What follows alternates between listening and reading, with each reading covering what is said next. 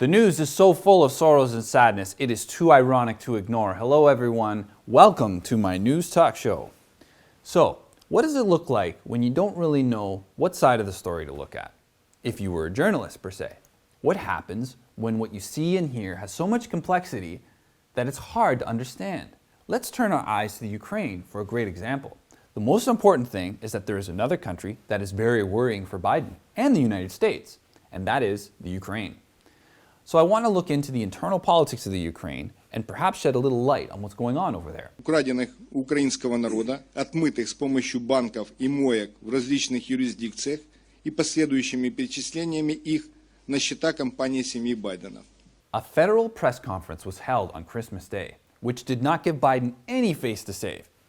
In this press conference, which lasted more than an hour, the Ukrainian authorities attacked the president-elect of the United States and released a phone recording between Biden and former President Petro Poroshenko, saying that they conspired with the former president of Ukraine to use his power for personal gain, corruption, money, and sex. Why do these words sound so familiar? Anyone hear the ring of the 2017 election hoax in their ears? I told you I would call Arseny. I called him. He said he was coming to Washington. Could he meet in person? I'm going to be seeing him, I believe it's tomorrow. Beyond making a case to him that he should back Minsk and start to speak to it, what else would you like me to convey to him? Point number one, this is the very strong coordination of his minister, because I really have a problem with that. Sounds like we're getting another scandal cooked up. I don't think anyone wants to get into any of that nonsense. Oh boy, let's not start up all that craziness again. In addition, the bank transfer records of Biden's son were shown at the press conference. The Ukrainian authorities accused Biden of being involved in corrupt transactions amounting to billions of dollars in trade and potential profiting from them by millions of dollars. This is a strange move by the Ukraine. Now that Biden is getting closer to the White House, why is the Ukraine suddenly stirring up trouble at this time? Before that, when the election had just started, the Ukrainian authorities had already listed Hunter Biden as an international wanted criminal. Pretty sure that didn't make the mainstream news. At that time, the state of the election was not clear, and people thought that Ukraine was betting on Trump. So, if they can still help, why now? The Ukraine is still a die-hard till the end? Is this why? In fact, it involves Russia. The former president of the Ukraine, Petro Poroshenko, is a pro-US guy, while the actor turned president Volodymyr Zelensky, who came to power last year, is pro-Russian. Being an actor is a really good career. There are several actors to become presidents of various nations across the globe. Maybe actor-president Zelensky has been trying to repair relations with Russia since he came to power in 2019.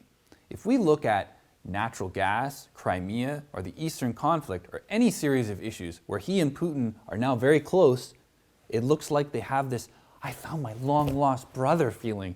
So at this stage, the honeymoon period of the two countries are feeling the romance. But where does the Ukraine want to go? These two ships should not be stepped on at the same time, right? One is right into Russia's plans for getting their old buddies back together for some sort of, wait for it, reunion.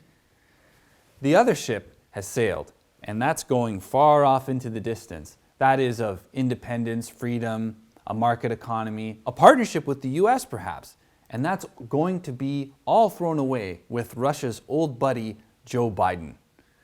Don't get me started with those connections. They roll back all the way to the 1960s and 70s with who funded Joe's first campaign in Delaware in 1972. I highly recommend a video I saw recently on Biden's ties to a group called the Council for a Livable World, who funded him and is funding all kinds of different senators throughout the course of time. 50 years, the council has funded over 200 Congress members. I do want to thank the Council for a Livable World. And former Soviet KGB officer Pavel Sudoplatov spilled the beans on Council for a Livable World founder Leo Szilard. Sudoplatov revealed that Leo Szilard had been a fully recruited Soviet agent. Stalin's spy chief Lavrenti Beria had personally ordered that Leo Szilard's political influence was to be exploited to communist advantage. This funded Senators Tim Kaine, Hillary Clinton, Barack Obama, and Joe Biden. My ties to the council run long and deep, stretching way back to my first campaign for the United States Senate. That help has continued throughout my entire career, especially when I was chairman of the United States Senate Foreign Relations Committee. Anyway, back to the Ukraine. The Ukraine press conference against Biden should be seen as the true wolf in sheep's clothing. On the surface, it's aimed at the United States and Biden, but in reality, it is aimed at his political rival, former President Petro Poroshenko. See the changing stance of his political rivals internally, and we can simply paint Biden with the brush that he chooses at the expense of the conversation in the Ukraine on how ugly the Americans and their corrupt officials are, and lead right into Putin's waiting arms. Although Zelensky is an actor, he knows it's necessary to secure domestic affairs, not to mention that Poroshenko even declared that he wants to run for the presidential election in 2024 and wants to make his comeback. So Biden is out of luck. And since they have to offend, then do anything to make things worse. Just make them worse than they already are. If you really pull Biden down, that's straightforward. Why not? Then Zelensky can be the champion who brought down a US president, and Kamala wins her crown through the scandal. The Ukraine is aiming at Biden with this intention. However, it is not clear whether they can really interfere with Biden by involving him in a typical scandal. However, this actor Zelensky is really bold. So Biden is aware of this and has gotten the quiet nod from the people around him on the issue. And is he preparing for his future? I was thinking of going backstage. You, while you're old enough to be her grandfather. You geriatric joker. We'll settle this. We'll flip for her. Okay. 1, 2, 3. Oh. You win. Looks like Biden's handlers haven't been so good at managing him lately. Last week, Biden intentionally or unintentionally referred to Kamala as the president. Again. Yes. I don't know why, but I think he said that on purpose, because he knew he was a puppet. President-elect Harris took hers today for the same reason. President-elect Harris.